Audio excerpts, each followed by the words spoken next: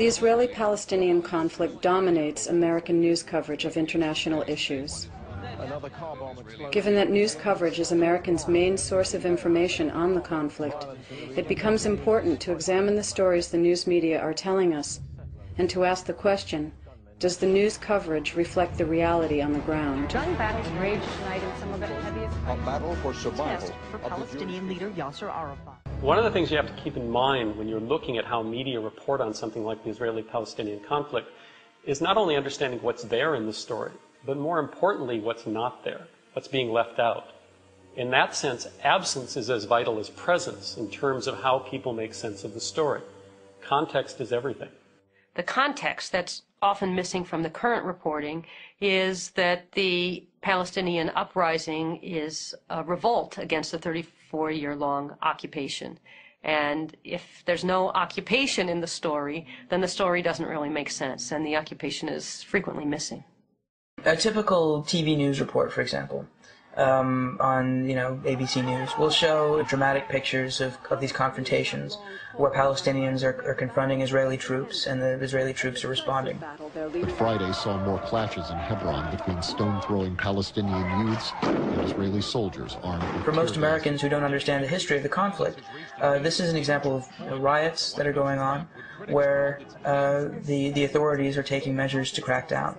What's not mentioned is the fact that these confrontations are taking place on occupied territory, that the Israeli troops who are there are defending an occupation that doesn't have any international legitimacy, that's illegal.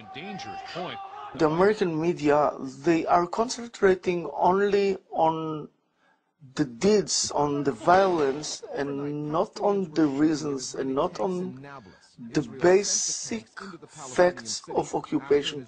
Israeli troops were pelted with stones, and they responded with tear gas and rubber bullets. This is not presented as an army using its arsenal against young people who are largely unarmed and who are protesting because of the occupation, the siege, the total oppression of a whole nation.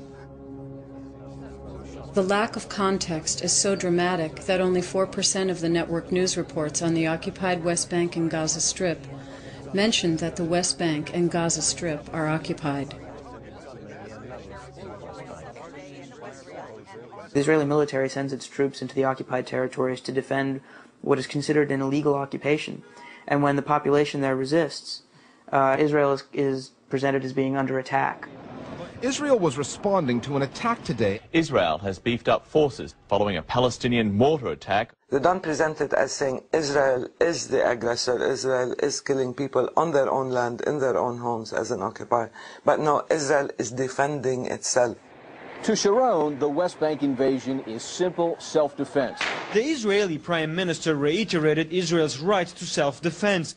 Israel's basic posture is anything but defensive.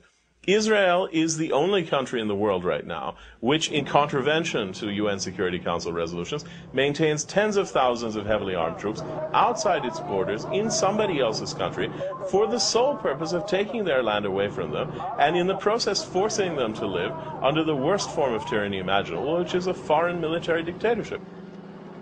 The tanks, the gunships, the snipers, they are all on Palestinian land. And I don't see why they have to protect themselves on our land if they're occupying our land. That context is always missing. A crowd throwing stones and homemade stun grenades at the soldiers.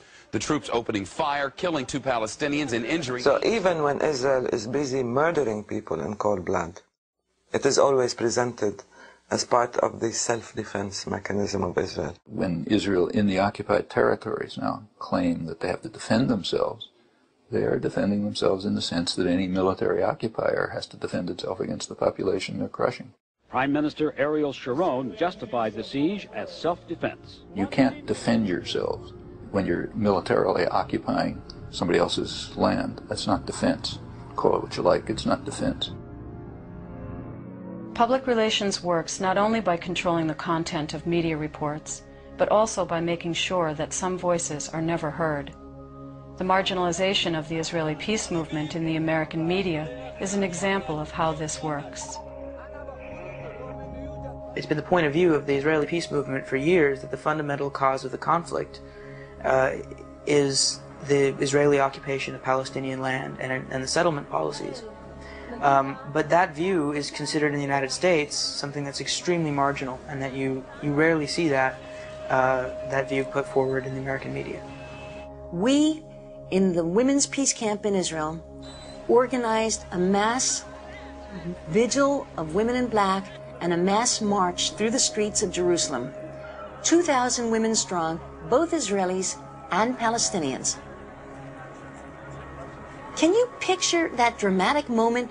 2,000 women dressed in black marching down the streets of Jerusalem to the walls of the Old City, where we hung banners from the walls of the Old City saying peace in 3 languages, Hebrew, Arabic, and English.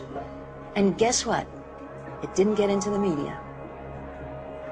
That's not the kind of image that the media wants to create, because then all these images of Jews and Arabs working together, of Palestinians wanting peace, would create a kind of dissonance. It would contradict the message that the media has been giving us for years and years. Then how do you explain it? You can't explain it. The Israeli public relations machine knows that if the views and voices of Jews who disagree with its policies were to become public, it would be impossible to maintain the lie that any criticism of Israel is by definition anti-Semitic. In fact, the accusation of anti-Semitism has been Israel's most effective strategy in silencing dissent, and American journalists in particular have been targets of this tactic. Any environment in which a journalist or any person steps forward and starts making serious criticism of Israel, of America's relationship with Israel, the unconditional support for Israel, the failure of any serious pressure to be put upon Israel by the United States to prevent the building of further settlements for Jews and Jews only on Arab land. Any suggestion that the war between the Israelis and the Palestinians is a colonial war will be met by a deafening chorus of accusations, slanderous and lying though they are, that the person who brings up that subject is in some form an anti-Semite or a racist. And this remains the constant weapon that is used. The fact that anti-Semitism is alive and well in the world today makes it all the more important to differentiate between real anti-Semitism that needs to be condemned and opposed in its own right, and its misuse as a PR strategy. Trying to scare people into silence by conflating any criticism of Israeli policies with anti-Semitism, in fact, detracts from the very real threat that anti-Semitism does pose. Because there are anti-Semites in the world, there are racists.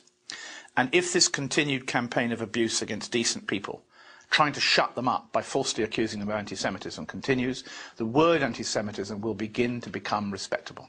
And that is a great danger. And then the really bad guys, and they're around, there are people who want to burn synagogues, just like there are people who want to burn mosques. They'll start coming into their own.